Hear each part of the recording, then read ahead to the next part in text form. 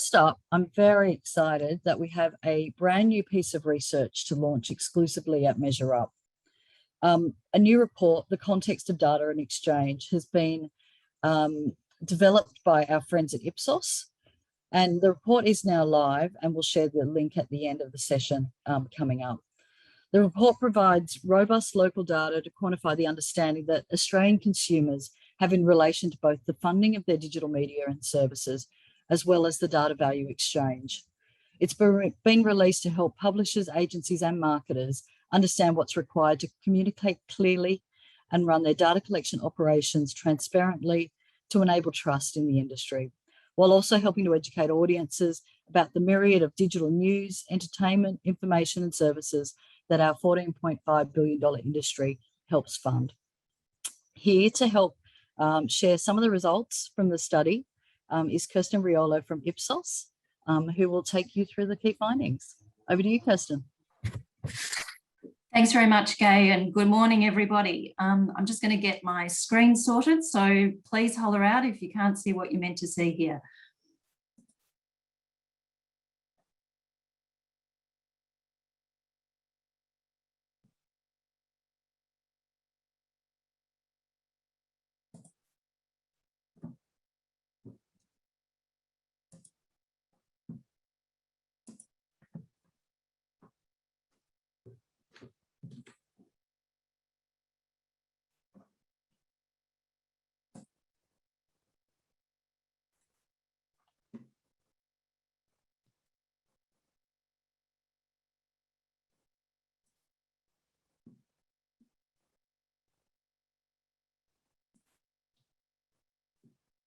Sorry, I'm just having some technical issues, bear with me.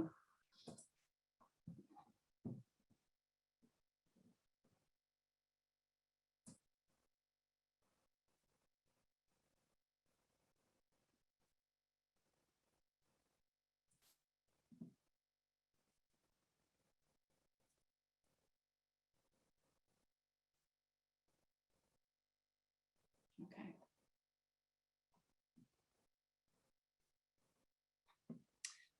That got it right. So good morning, everyone. Look, thanks very much, and apologies for that small technical glitch. We shall keep going. So this morning, what we're looking at, as Gay has mentioned, is a study that we've conducted into the digital data exchange, and really just wanting to get a sense of what that consumer landscape looks here in Australia.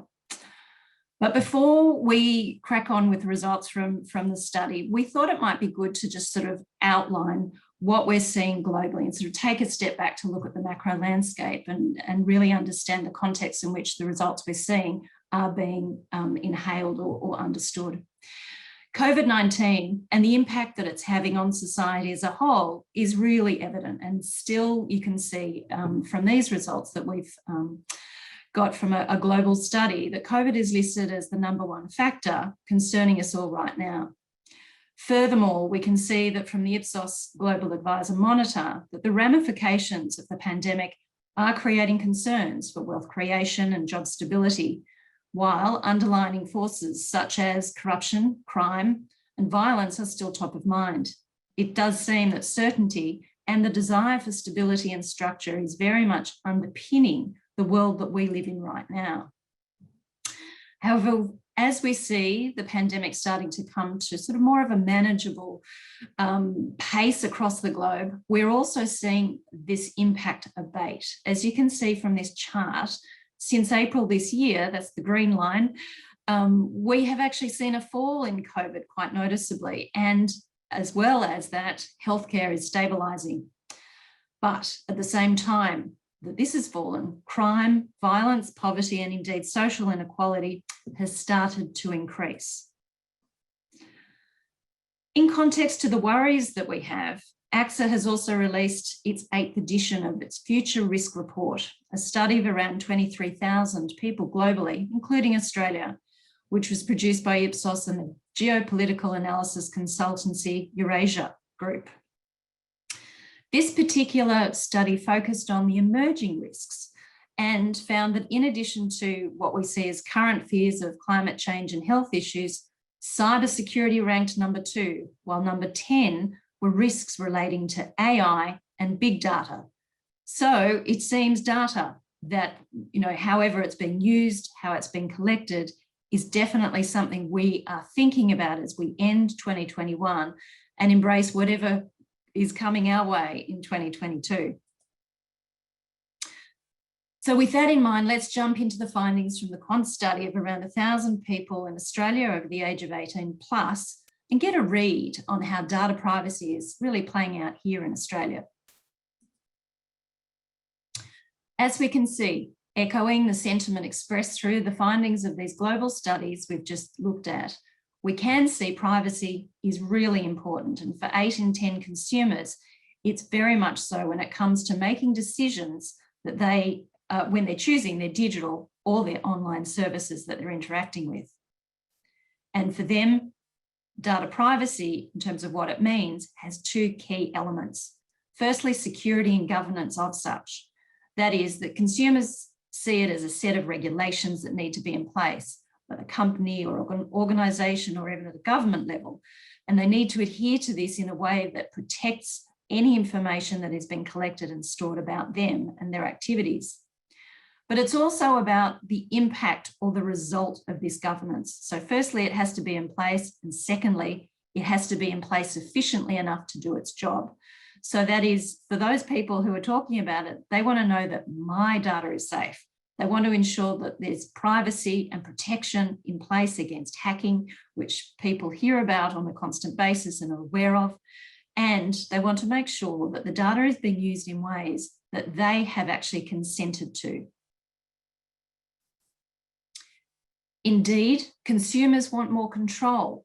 And it's evidenced by these results where we can see that 7 in 10 are really not sure about what to do about it, even though they want to.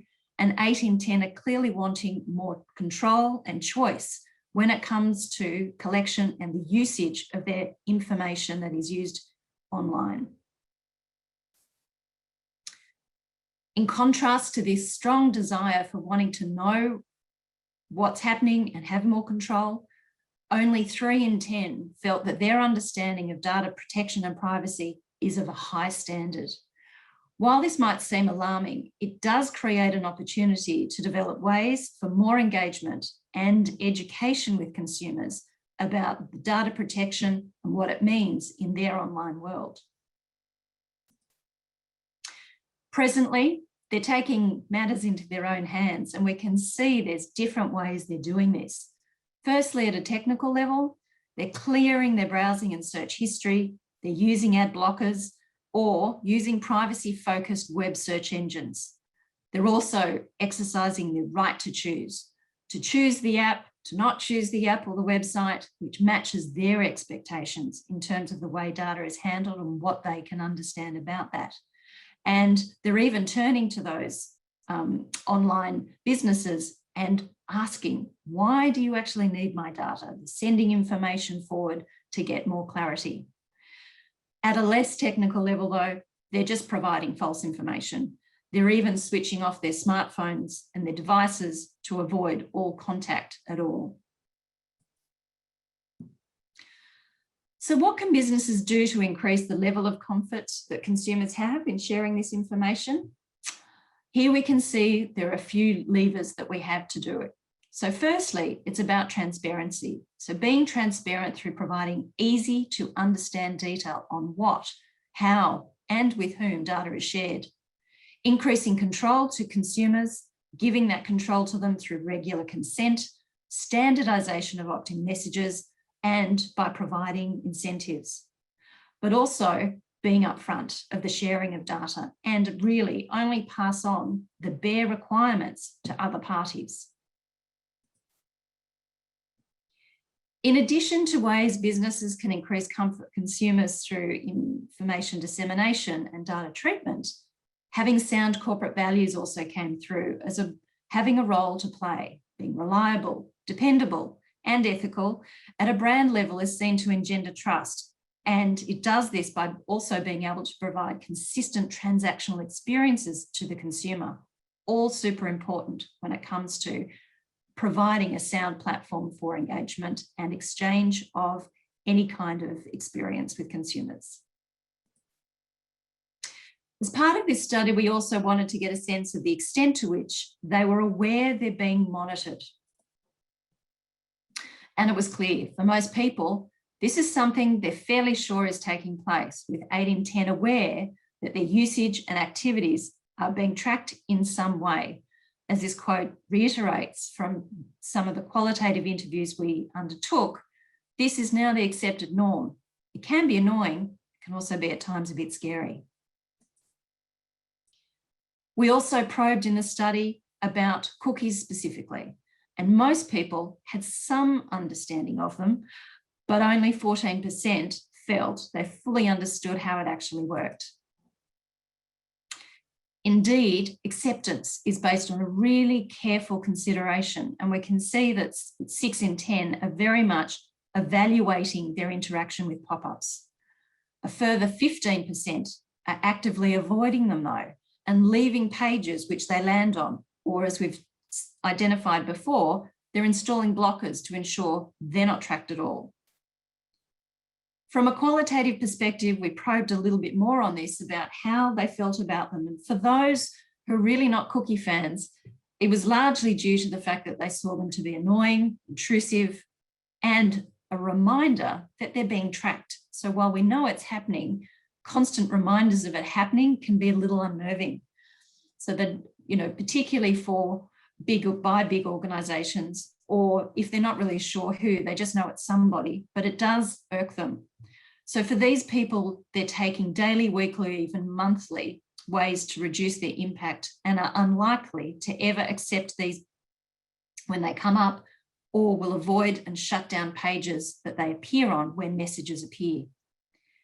On the other side though, there were others who see it as being quite a useful way to screen them into their areas of interest by providing bookmarking and targeting, being able to see the content that they like and visit on a regular basis. For these people, it really was about them harnessing the control that they want to have and wield in an online world. In their words, they talked about it being able to get back to websites and not even have to re-enter their own details. So consistency and convenience also coming through here. In this atmosphere of considered acceptance, we were also interested in finding out which data they are comfortable providing to a brand or a business online. And the results showed that the data of a transactional nature is really more acceptable in the minds of users than data which is, not surprisingly, connected to financial information, detailed health or medical information. As a way to round out our understanding of the tension associated with the online exchanges, we looked at what people were aware of versus what they were comfortable with in terms of data collection. Tracking and targeting usage with a view to an enhanced offering is, in contrast, more appealing to that of sharing data, be it internally or externally for organisations that collect it. This is clearly a tension point with consumers, and one which may require probably more action in terms of transparency and education in order to reinforce the end user benefits and also to allay any concerns that consumers have. The final area of investigation was a dive into the value exchange which takes place online to get a sense of what consumers are expecting to get in return for sharing their information. Interestingly, the current perception of the value exchange is actually quite polarised, with around half of Australian online users believe they're getting quite a fair deal in terms of what they get in exchange for their online interactions versus those who do not. Interestingly, we saw that those who feel that this value is somewhat underwhelming tended to skew a bit older and in single-person households, while those who were more positive about the value that they're getting tended to be younger than that, women, and, interestingly, people who are married. We did also see that nearly 7 in 10 users are relatively unaware of how online content providers are making money. In the context of what we saw earlier, where 8 in 10 actually know they're being tracked, it seems they are aware of the macro landscape, they just don't quite have a good sense of how this is converting into full and useful commercial gain. With this in mind, we also asked about the most supported business models, and interestingly, it came through being higher for those who were happy to be exposed for advertising, where access to online content and services would be for free. While subscription and hybrid models also held appeal, it was less so by comparison. Finally, when asked what they were willing to get in exchange for their own information, discounts, rewards, and free products and services were actually quite positively regarded ahead of personalisation. And it's interesting to see this in the landscape of people who actually want personalisation, but there are other financial and monetary gains that they would probably put ahead of that. So as a summary of these implications, firstly, the findings reinforce that the fact that consumers really need to be empowered when they're traversing the digital landscape. They want to be given the means for control and make the choices themselves about how their data is being used and collected. Secondly, education.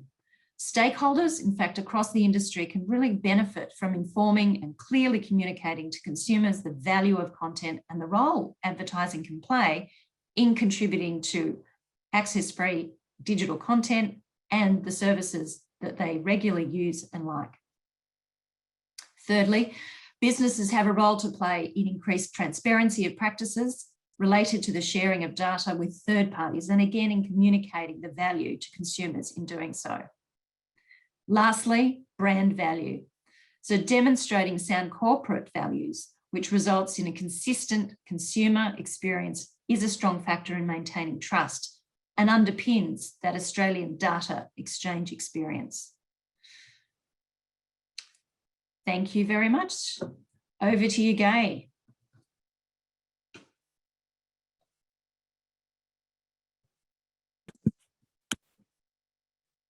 Thank you so much, Kirsten. That was really, really valuable. Lots of data for us as an industry to review and go deeper into.